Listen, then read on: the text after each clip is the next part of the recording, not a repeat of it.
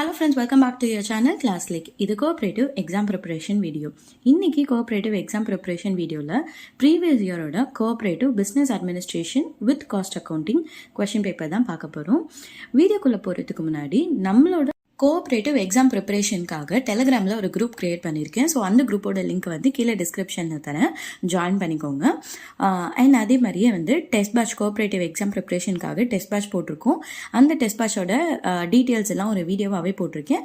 அந்த வீடியோவோட லிங்க்கும் கீழே டிஸ்கிரிப்ஷனில் தரேன், செக் பண்ணிக்கோங்க. ஓகே ஃப்ரெண்ட்ஸ், வாங்க இப்போ நம்ம வீடியோக்குள்ளே போகலாம்.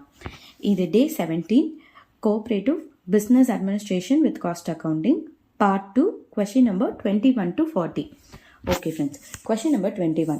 Performance appraisal is also known as dash rating. அதாவது திறன் மதிப்பீடு என்பதில் டேஷ் கொள்ளப்படுகிறது அப்படின்னு கேட்டிருக்காங்க.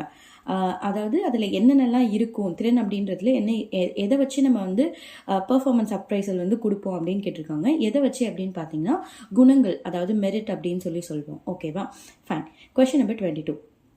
To know the BEP in terms of units, dash must be divided by per unit contribution. அதாவது ஒரு அலகின் லாப நட்டமில்லா நிலை அறிய டேஷை ஒரு அலகு பங்களிப்பால் வகுக்க வேண்டும் அப்படின்னு கேட்டிருக்காங்க. இது வந்து நீங்கள் அந்த கால்குலேஷன் போடும்போது உங்களுக்கு இது தெரிஞ்சிருக்கும். ஸோ இதுக்கு கரெக்ட் ஆன்சர் என்னன்னு பார்த்தீங்கன்னா ஃபிக்ஸட் காஸ்ட், அதாவது நிலையான செலவு. ஓகேங்களா, fine. Next question number 23. The probable business opportunity is, அதாவது வணிக வாய்ப்பு என்று டேஷ் சொல்லலாம் அப்படின்னு கேட்டிருக்காங்க.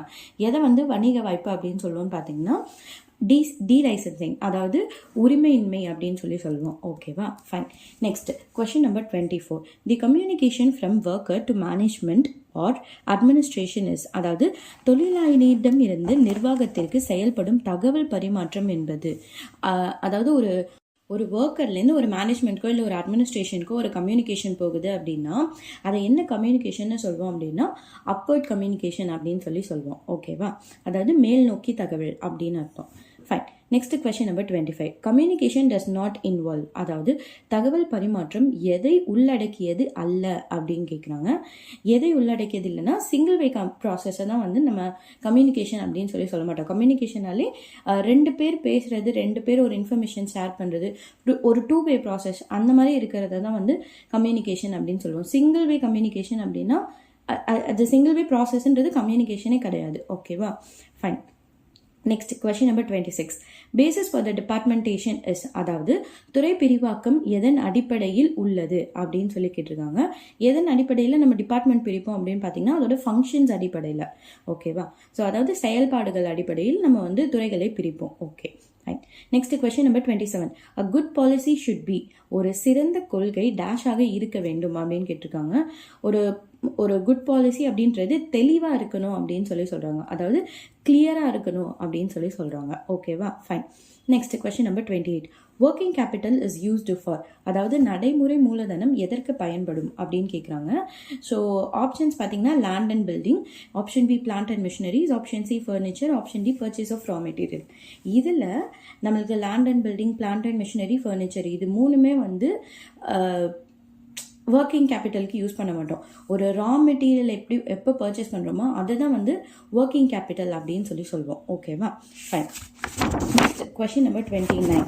Which is not a repeated use plan, அதாவது இவற்றில் எது மறுமுறை பயன்பாடு அற்றது அப்படின்னு சொல்கிறாங்க. ஸோ எது அப்படின்னு பார்த்தீங்கன்னா ப்ரோக்ராம், நிகழ்வு தான் வந்து நம்ம திரும்ப யூஸ் பண்ண மாட்டோம். ஓகேவா, fine. Next question number 30. Decision to manufacture more than one product is, அதாவது ஒன்றுக்கு மேற்பட்ட பொருட்களை உற்பத்தி செய்ய முடிவெடுப்பது டேஷ் ஆகும் அப்படின்னு கேட்குறாங்க. ஆப்ஷன்ஸ் பார்த்தீங்கன்னா option A product mix, option B manufacturing place, option C dimension, option D branding. இதில் மோஸ்ட்லி எல்லாருமே மேனுஃபேக்சரிங் பிளேஸ் தான் வந்து டெக் பண்ணுவோம். பட் கரெக்ட் ஆன்சர் என்னன்னு பார்த்தீங்கன்னா ஆப்ஷன் ஏ ப்ராடக்ட் மிக்ஸ். அதாவது என்ன கொஸ்டின் கேட்டிருக்காங்கன்னா மேனுஃபேக்சரிங் ஒரு ப்ராடக்ட்டுக்கு மேலே மேனுஃபேக்சரிங் பண்ணுறதுக்கான டெசிஷன் எங்கே எடுப்போம் அப்படின்னு கேட்டிருக்கான். அது வந்து ப்ராடக்ட் மிக்ஸில் தான் எடுப்போம். எங்கே அதை செயல்படுத்துவோம் அப்படின்னா மேனுஃபேக்சரிங் பிளேஸில் தான் செயல்படுத்துவோம். ஓகேவா, ஸோ இப்போ 30th correct answer option A product mix, உற்பத்தி கலவை. Okay, next question number 31. The ESI contribution ceiling wage limit is rupees, அதாவது தொழிலாளர் ஈட்டுறுதி திட்டத்தில் பயன்பெற அதிகபட்ச ஊதிய வரம்பு ரூபாய் எவ்வளோவா இருக்கணும் அப்படின்னு கேட்குறாங்க. 21,000 வந்து இருக்கணும். Okay, next Question number 32. Dash is the financial plan of business. அதாவது வணிகத்தின் நிதி வடிவமைப்பு என்பது டேஷ் அப்படின்னு கேட்குறாங்க.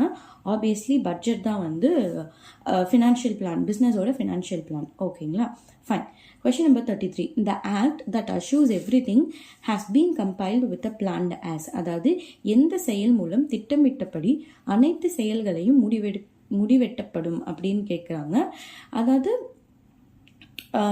எல்லாமே நம்மளோட பிளான் படி தான் போகுதா அப்படின்றது எதை வச்சு நம்ம வந்து எந்த ஆக்டை வச்சு நம்ம எல்லாத்தையுமே வந்து அஷ்யூர் பண்ணுவோம் அப்படின்னு கேட்குறாங்க. எதுன்னு பார்த்தீங்கன்னா டெசிஷன், அதாவது தீர்வை வச்சு தான் வந்து நம்ம பிளான் பண்ண மாதிரி எல்லாம் கரெக்டாக போயிட்டுருக்கா அப்படின்னு செக் பண்ணிப்போம். ஓகேவா? Fine. Next, question number 34. The act of employer leading to lose a job by the employee is. அதாவது முதலாளியின் செயலால் தொழிலாளி வேலை விட்டு செல்ல நேர்வது என்ன அப்படின்னு கேட்குறாங்க. ஸோ அதுக்கு பேர் என்ன அப்படின்னு பார்த்தீங்கன்னா ரீட்ரென்ச்மெண்ட், அதாவது வேலை விட்டு சிக்கனம் அப்படின்னு சொல்லுவாங்க. ஓகேவா? வேலை விட்டு நீக்கணும்னு இருக்கும், ஆனால் இதில் வந்து சிக்கனம் அப்படின்னு இருக்குது. ஓகேவா? ஃபைன். நெக்ஸ்ட் வந்து question number 35. Training is the process of impartment, அதாவது பயிற்சியின் மூலம் ஒருவருக்கு டேஷ் ஏற்படுகிறது அப்படின்னு கேட்குறாங்க. ஸோ ட்ரைனிங் மூலமாக உங்களுக்கு வந்து ஒரு ஜாபோட நாலேஜ் கிடைக்கும். So option C knowledge of job, பணி அறிவு தான் வந்து correct answer. Next question number 36. Bill discounting is a dash source of finance, அதாவது பட்டியல் தள்ளுபடி டேஷ் வகை நிதி ஆதாரம் அப்படின்னு கேட்குறாங்க. எதுக்குன்னு பார்த்தீங்கன்னா ஷார்ட் டேர்முக்கு தான் வந்து நம்ம பில் டிஸ்கவுண்டிங் வந்து எடுத்துப்போம். So bill discounting is a short term source for finance. ஓகேவா? Fine. Next, question number 37. Dash is the outcome of transformation process undertaken by the employee various resource together. அதாவது dash என்பது கொடுக்கப்பட்டுள்ள வளமைகளை மாற்றி செயல்படுத்துவது ஆகும் அப்படின்னு கேட்குறாங்க. வளமைகள் வந்து எப்படி வேற மாதிரி யூஸ் பண்ணலாம் அப்படின்னு கேட்குறாங்க. எந்த விஷயத்தில் அப்படின்னு பார்த்தீங்கன்னா ப்ரொடக்ஷன், அதாவது உற்பத்தியில். ஓகேவா? Fine. Next question number 38. which is very essential in source of business decision making, அதாவது வணிக தீர்வை ஏற்படுத்தி மிகவும் முக்கிய பங்கு வகிப்பது எது? ஸோ வணிக தீர்வை எடுப்பதில் எது வந்து ரொம்ப இம்பார்ட்டன்ட் பிளேஸ் வச்சுருக்கோம் அப்படின்னு கேட்குறாங்க. எதுன்னு பார்த்தீங்கன்னா டிமாண்ட் ஃபோர்காஸ்டிங், அதாவது தேவை முன்கணிப்பு. எவ்வளோ நமக்கு வேணும் அப்படின்றத ஃபர்ஸ்டே நம்ம தெரிஞ்சு வச்சுக்கிட்டா தான் நமக்கு வந்து அடுத்த பிஸ்னஸில் வந்து டெசிஷன் எடுக்கிறதுக்கு யூஸ்ஃபுல்லாக இருக்கும். ஓகேவா? Fine. Next question number 39. Revenue obtained per unit of the output sold is termed as, அதாவது ஒரு அலகு உற்பத்தி பொருள் விற்பதால் பெறப்படும் வருவாய் என்பது என்ன அப்படின்னு கேட்குறாங்க. அதுக்கு பேர் வந்து நம்ம ஆவரேஜ் ரெவென்யூன்னு சொல்லுவோம், அதாவது சராசரி வருவாய் அப்படின்னு சொல்லுவோம். நெக்ஸ்ட் வந்து question number 40. The pricing method that uses one product with various class distinctions is, அதாவது ஒரே பொருளுக்கு பல வகை வேறுபாட்டை கொடுத்து விலை நிர்ணயம் செய்யும் முறையானது. அதுக்கு பேர் என்ன அப்படின்னு கேட்குறாங்க. அதுக்கு பேர் வந்து ப்ராடக்ட் லைன் ப்ரைஸிங் அப்படின்னு சொல்லுவோம், அதாவது தயாரிப்பு வகை நிர்ணயம் அப்படின்னு சொல்லுவோம். இதில் வந்து நிர்யாணம்னு இருக்குது. ஸோ அது வந்து பிரிண்டிங் மிஸ்டேக், அதை பார்த்துக்கோங்க. ஓகேவா? ஸோ இன்னைக்கான 20 கொஷின்ஸ் நம்ம வந்து படிச்சிட்டோம். ஸோ இதே மாதிரி உங்களுக்கு நெக்ஸ்ட்டு இன்னொரு கொஷின் பேப்பரில் நான் வந்து வீடியோஸ் போடுறேன். ஓகேவா? இந்த வீடியோ யூஸ்ஃபுல்லாக இருந்துச்சு அப்படின்னா மறக்காமல் லைக் பண்ணுறீங்க. அண்ட் உங்களோட ஃப்ரெண்ட்ஸ் யாருக்கெல்லாம் யூஸ்ஃபுல்லாக இருக்குமோ அவங்களுக்கு ஷேர் பண்ணுங்கள். அண்ட் நம்ம சேனலை மறக்காமல் சப்ஸ்கிரைப் பண்ணிக்கோங்க. தேங்க்யூ ஃபார் வாட்சிங் மை சேனல். பாய்.